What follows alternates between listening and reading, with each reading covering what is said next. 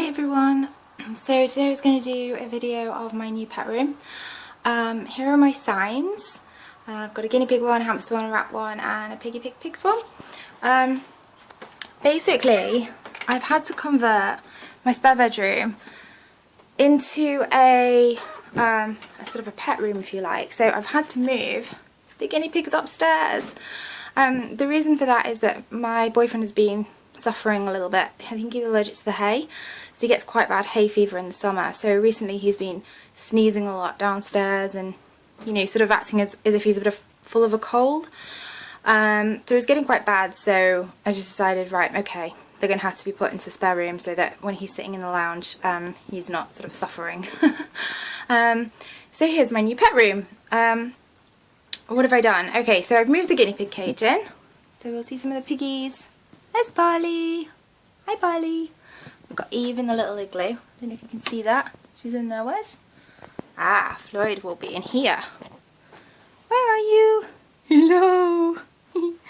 They're all a bit snoozy now. They've had a run around this morning, so they're a bit tired. Here's Manny. Oh. There's Izzy and there's Manny. Hi. Did I frighten you?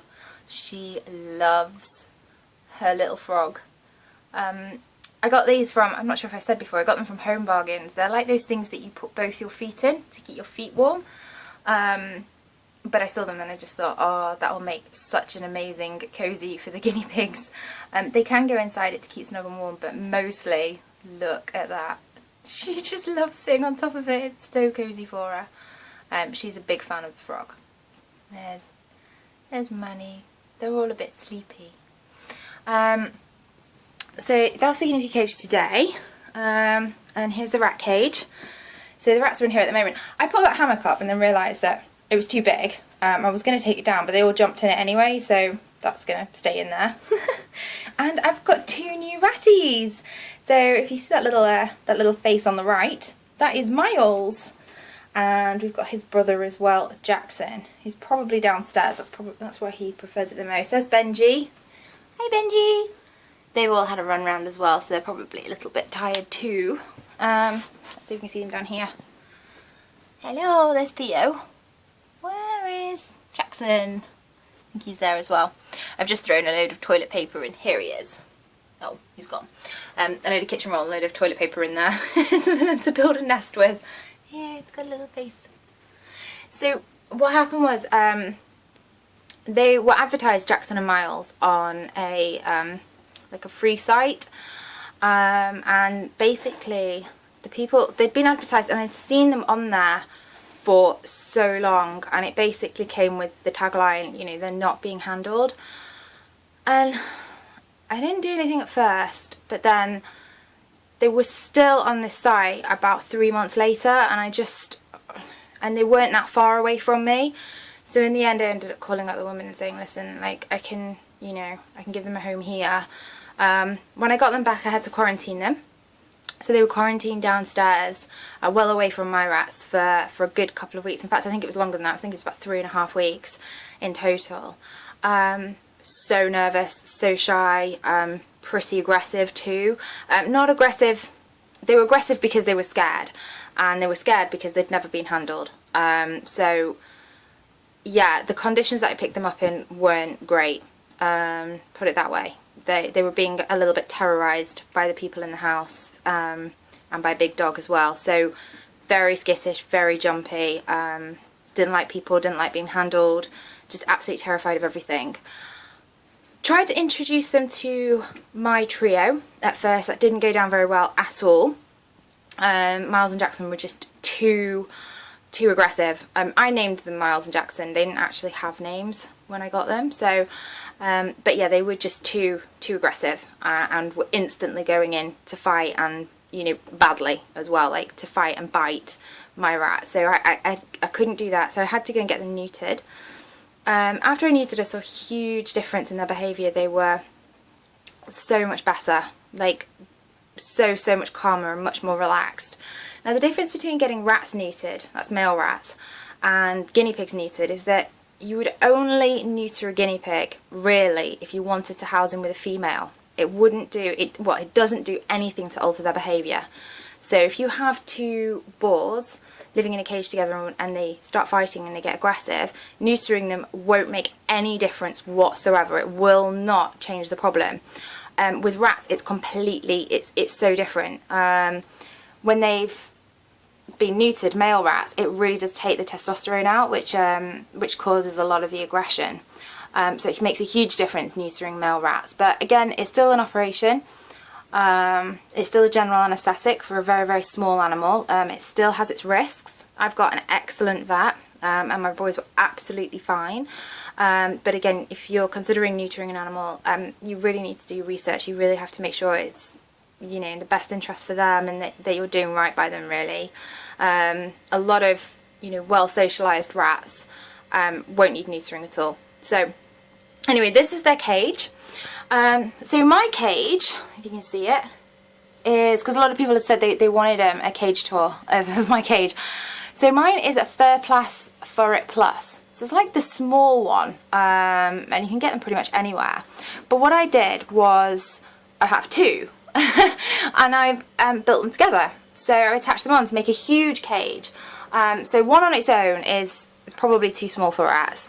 There's Theo being very busy. But two together makes a fantastic cage. What you can see here is like the plastic bits. So you can see that, and here. So basically a single one of these cages has 4 of these plastic things. What I did was when I had 2 cages, I had 8 of these plastic things, and with 4 of them I cut them in half. So you can see a half there and a half there. And then in order to sort of put them together, so I cut 4 of them in half, so you've got a half, a full one, and a half again. And then these slats, they just sort of slot in. So you have the one slat, a half one, a big one, you slot the other one in there, and then a half one, and then you only need like one roof and one base to make the whole thing. Look at them. Hello. Hello, it's Miles and Oliver. Looking adorable. Yeah. What are you doing? What are you doing? Here's Theo. Hello. Hello. Are you holding my hand? Thank you. Benji. Benji. So that's how I put my my cage together. I got these shelves. I got a couple from, I think it's not called Equine Canine Feline anymore. I think it's called the Little Pet Warehouse. I think they've changed names. But I got some of the shelves from there because I like the pink ones, so I got the pink ones from there. What have they got in their cage? They've got a wheel, a Rolly Savick wheel. It's the largest one. My trio don't tend to use it. Miles does use it a little bit. Jackson does use it a little bit. And since they do use it a little bit, they've got it. And I think the reason why they've used it is because they were never allowed out of the cage that they were in previously. So they were used to using it. So I think if rats have them when they're younger and they're used to using it, then they'll continue to use it during adulthood. But not all rats will use them. I've got some perches. One of the perches there, that's like in a bird or parrot section, and so is the ropes. I've got a cargo net. They're from Rosewood, I think. Some hammocks, a little potty up at the top, and because they're boys, so they're a little bit lazy. So if they have to go all the way from upstairs down here to use the potty, sometimes they will go on the shelves. My trio don't, but the Miles and Jackson do. But there you go. So I put a little potty up there, and it's made a bit of a difference. So that's my cage. It's not too busy at the moment, and the reason for that is that the lads are still kind of going through the intro phase. I mean, they're pretty much through it now, and they're all well kind of bonded with each other. But when you're bonding rats, basically you need to put them in a really small cage to start with no toys or anything, and then you start adding things in slowly, and then you start putting them into the big cage, and then you start adding toys again, and you just sort of build it up slowly. So this is not as busy as it has been for my trio, but I'll start to add more and more things in as we go along. It's fairly busy. It's got quite a lot of toys in there. But yeah, the more bonded they get, the more toys you sort of add. Here's Theo. It's been very busy. It's been a busy bumblebee. Yes, you are. Hello. Hello. So I'm very lucky with my rats. I can put my fingers through the bars and they won't bite me at all. That's not recommended. I know that for some rats they do. But basically, with Oliver and Benji were my first 2 rats. He's so cute. And when they were younger, I didn't used to feed them treats through the bars. I just put my finger through the bars, if you like. So now I can put my fingers through the bars and they won't bite, but I can also feed them treats through the bars. I don't tend to do that so much. I tend to just open the cage up to feed them a treat, but I can do it. And they're very good. They will sniff first before biting. So here he is. It's Benji. He knows that sound. What's this, Benji? Yep, that's a treat. Now what's that? He's too busy eating his treat. What's this? Miles, do you want one? Do you want one? They're really sleepy. But if you watch this now, let's do my finger through. He will check first. They never just go to bite. So you can put a thing in, and then you finger through, and they'll always check. So Oliver knows there's treats, as you can see here, bit of an experiment. He knows there's treats about, but he won't bite. He'll check the finger first, and then you get the chocolate. So they just use their nose to sniff, and then they can tell if it's you. So again, Benji knows that there's treats around. Stick my finger through. Nope, that's not a treat. I'm not going to bite that. What's this? That's a treat. And then he'll take it. But yeah, I think you have to be careful. I mean, I would never go up to someone else's rats, put it that way. I'd never go around to someone else's house who had rats and stick my fingers through the bars. I know my boys, and I know they're not going to do it, and I know they're not going to bite me. But yeah, you should be careful with doing that. But I think you can train them out of it. I think you can. What? What's this? What's this? Hello. Hello. Oh, there's a finger. It's very boring. Yes, it is. So there you go. There's the rat cage. The best thing about this room is I've got my fridge. Yay! I've got a little mini fridge. I had this at university. And dug it out of the garage. And I've just got I've got some pesiflu in here because the rats love that. And I've just got some veg in here. Still some of the veggies downstairs, and I need to do a big shop, but basically my fridge downstairs was absolutely jam-packed with guinea pig veg, with the lettuce that they eat, and cucumbers and peppers and broccoli and carrots, and you know, like I do eat veg, but I don't eat that much veg. So it's been so good having this little fridge in here, because it just frees up so much more space downstairs. Also, it's quite good. I mean, I've got some antibiotics here that were for Benji. He didn't actually end up needing them. We thought he was a bit sneezy when I first got him, and actually he was fine. The vet sort of prescribed it and gave it to me just in case, but he never needed it. And like, I mean, I've had these for 8 months now, but he didn't need it. So it's unopened and brand new, and it's still in date, so I'll just keep it in there just for the time being. Here's my doll's house. I had this when I was little. Look, it's been in the garage since, oh my god, it must have been in there for about 15 years. It's got a bit of damage. I don't know what this is. I guess it's like damp or something. It doesn't feel damp, but I'm not sure what it is. But I'm going to do it up and make it look really nice. Maybe use some pet safe paint or something, because the rats do love running around in there, and so does the hamster. So that's like a project that I need to do that I've not got around to doing yet. I've got my IKEA drawers in here, which are great. It's just got little cozies and things in, and fleeces and towels and stuff like that, so that's really good. One of my other favourite things is this, my guinea pig fleece. I got this from, well, a girl made it on Facebook. I think it was Beck's Pets. I'm not sure, but I found it on Facebook, and she makes these. She makes pillows and fleeces and things like that, and she puts little guinea pigs on them, and just thought it was absolutely adorable. So this isn't going to go in their cage. It's too pretty for that, plus it's got little buttons and things on it. So, but yeah, it's just a nice little cover. And in here I've got, oh, there's more fleeces and piggy pads and things like that. Oh, look at Manny, it's fast asleep. Can you see that? Oh, it's fast asleep. This is my Bugs Bunny from when I was little. The rats have destroyed it. He needs to go in the wash. But I thought I'd also show you some of the food and things like that I feed my guinea pigs. Now, I mean, I know that Burgess Excel's got like the best reputation, and it is by far the best food that you can buy. My guinea pigs have just stopped eating it. You put it in their bowl and they won't touch it anymore. And at first they liked it.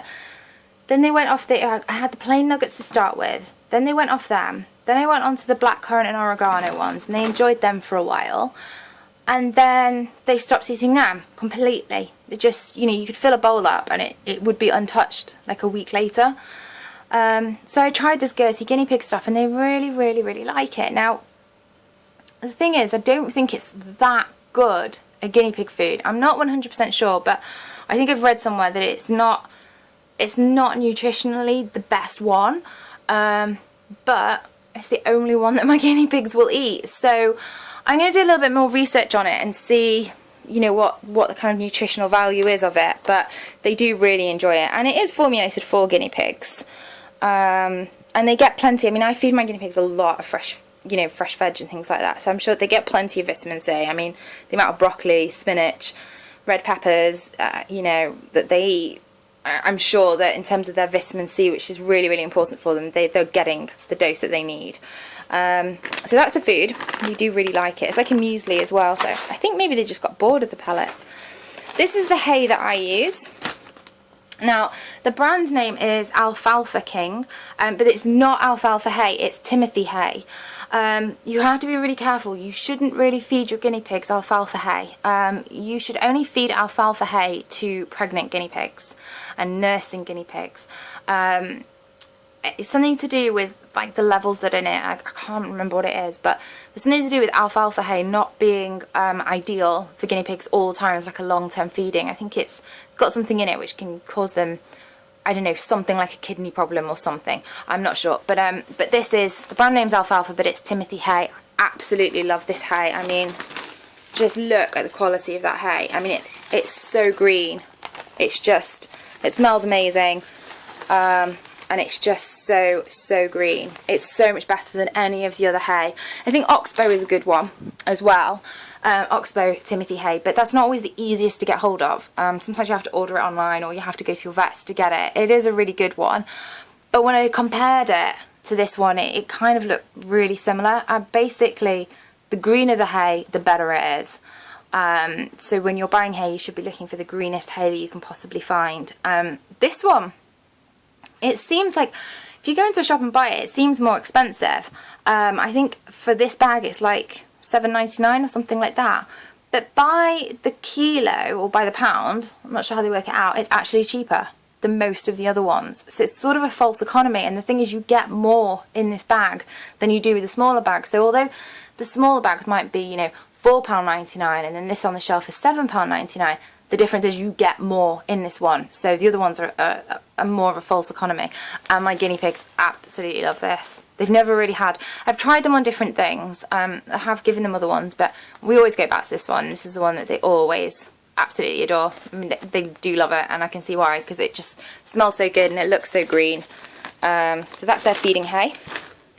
I also give them this, which is readigrass, and basically it's like a dried grass, really. It says it's more nutritious than hay. I'm not sure if that's true, but it is basically just a dried grass, and they love this as well, and it's very green. And it's not that expensive either. It's about £3 or £4 for a big bag. I don't use this as a replacement for hay. I still use the hay as well, but I might put like a little bowl of this in for them as well, and it always gets devoured. They really, really like it. It took them a little bit of a while to get used to it. I remember when I first gave it, they were, you know, quite wary about it, but guinea pigs are like that with new foods. You know, they sort of tested it a little bit. Okay. Hey, he's Brooksing.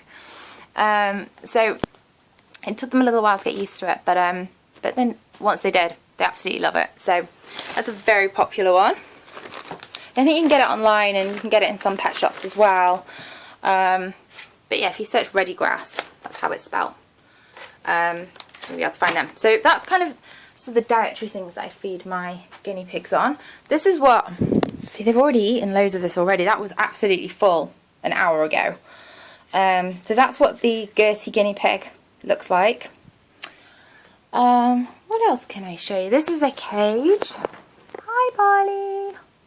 Hello. Barley's going to be a year old soon. Oh, and so he might be just over a year old already.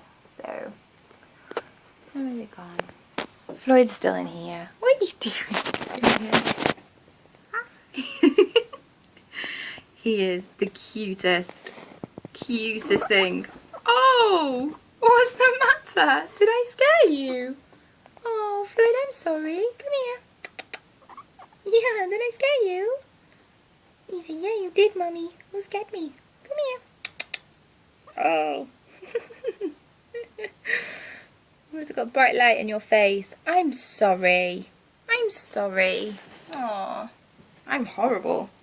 I've got a little hay rack in there for the hay tub. And the reason for that was just because I was going through so much hay. I thought if I kept it above the ground, it'd stop them from soiling it. Here he is. I'm sorry. I'm sorry. Oh, come here for a cuddle. Come here. I'm sorry. Guinea pigs sleep with their eyes open, so he may have been asleep then, but just with his eyes open. Aw, gorgeous. Right, what else have I got? So, here I've got a little bookshelf that's got a lot of my guinea pig things on. I love these. My boyfriend's parents bought me these a couple of Christmases ago. And they're a salt and pepper set. You see? So they're lovely. And I've got a little hamster one as well. They got me this because originally I just had Manny and Floyd.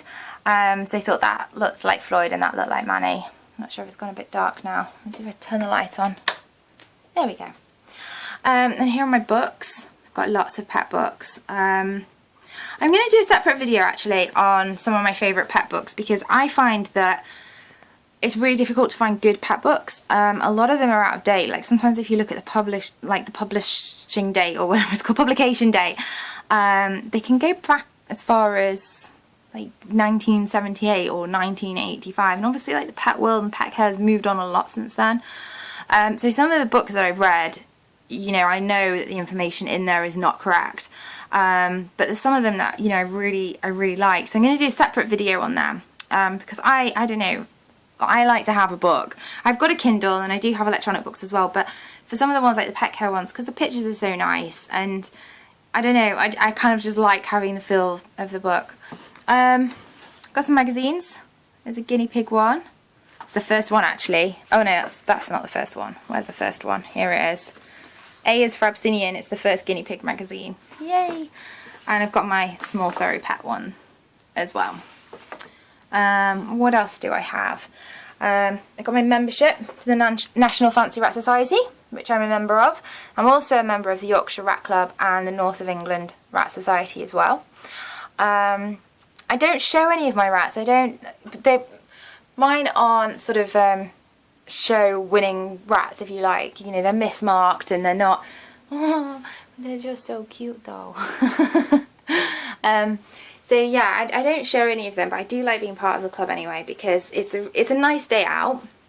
You get to meet a lot of people who are also just as into these animals as you are, and you know, you get to swap kind of, I don't know, advice, tips. You know, it could be that they say, oh, you know, I gave them this treat and you know, they really loved it, and just things like that, and you just get to talk about your animals and you get to see everyone's rats, and that's really nice. I'd have to say, for me, I don't have a problem at all with showing rats. Like, they're so friendly and they're so outgoing. When you go to these rat shows, you know, the rats are so people orientated and they're so people friendly that it's not a problem. I do have a big problem with guinea pig showing. Guinea pigs are just too nervous. They're not social in that way. You know, they don't like lots of noise. They don't like lots of people. They don't like being handled. You know, so when you put them into a show, you know, for example, I went to the Harrogate show and the guinea pigs were there. You know, some of them were really distressed. One guinea pig was throwing himself at the sides of the little container that he was in. Another one was chirping. And there's a bit of, people say there's a bit of a phenomenon about chirping, but I think it's fairly straight cut. When a guinea pig is chirping, it means it's distressed. I know that there's lots of reasons, you know, people say that's not true. It can mean that it can be another type of phenomenon, but when I've heard about guinea pigs sort of chirping, it's only ever been linked to when they're distressed, and there were certainly guinea pigs chirping at the Harrogate show, and I don't think they were particularly happy and contented there. So I'm not a fan of guinea pig showing. I think you've got to think of the animal first and foremost. And the difference with this kind of the rat clubs is that for the most part they are people's pets first and foremost, and people absolutely adore them, and you know, their welfare comes first. You know, I don't show my animals because I don't think that my rats would enjoy it.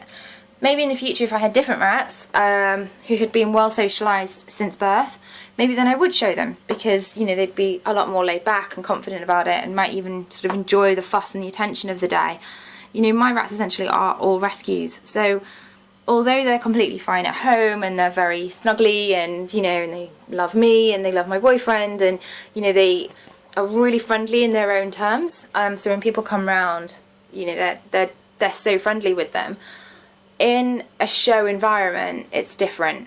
You know, it's a lot of noise, it's a lot of people, it's quite overwhelming, and, you know, they're not of a, there's a better way to put this, they're not of like a show award, essentially, so they're not kind of the kind of colours or the kind of markings that you would put in for a rat. So for me, I don't really see there being any point putting them through it when, you know, they're not sort of a true hooded, like, you know, for example, Oliver's not got a straight line down his back, and, you know, Benji's got, he's a Berkshire, but his tummy's got different splodges on it, and, you know, he wouldn't win, basically, so there's no point entering him in, just to stress him out and whatnot.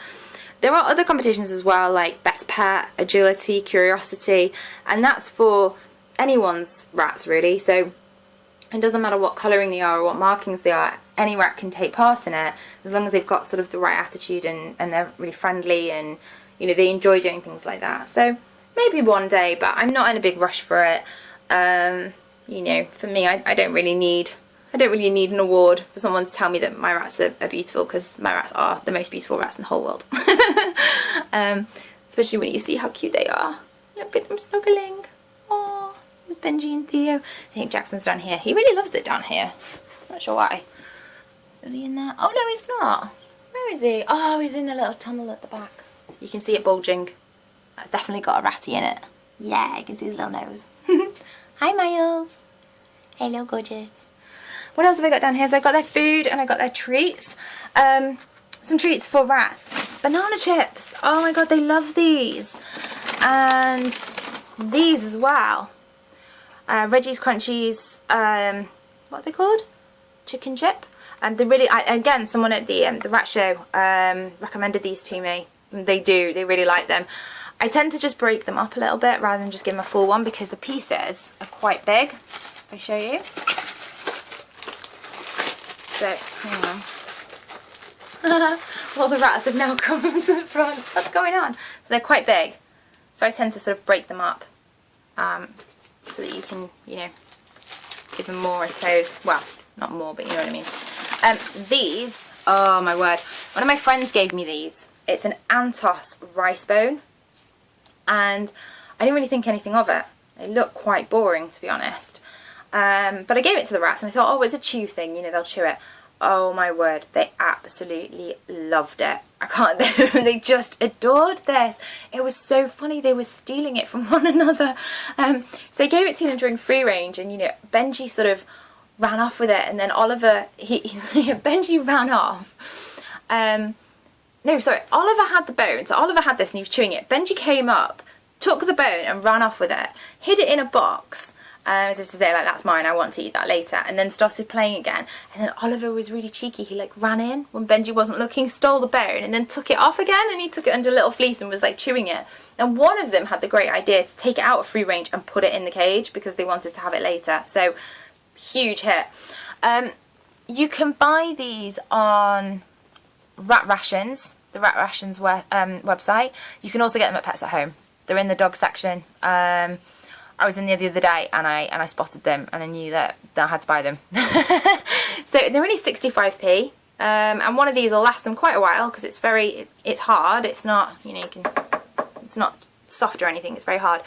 So one of these will last them a good few days, and they really enjoy it. So I've got a little bag there.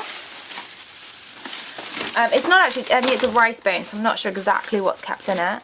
And what else have I got? I think that's it. I can't really show you anything else, can't think. But yeah, so I think my next video that I'll do is I'll do one on the books that I've got. And maybe I'll do sort of some of the cozies and hammocks and things like that I've got, and also show you some of the diet stuff that I use for the rats. Oh, I can't lift that up, can I? Because it's got that on it. Hello! There's Theo. Here's the boys. They're very sleepy. There's Benji. Hello, my gorgeous one. Hello, my gorgeous one. Hello. Alright, mind your fingers. Mind your fingers. There we go. I'm just going to close the curtains now and put them to bed. Alright, thanks everyone. Bye.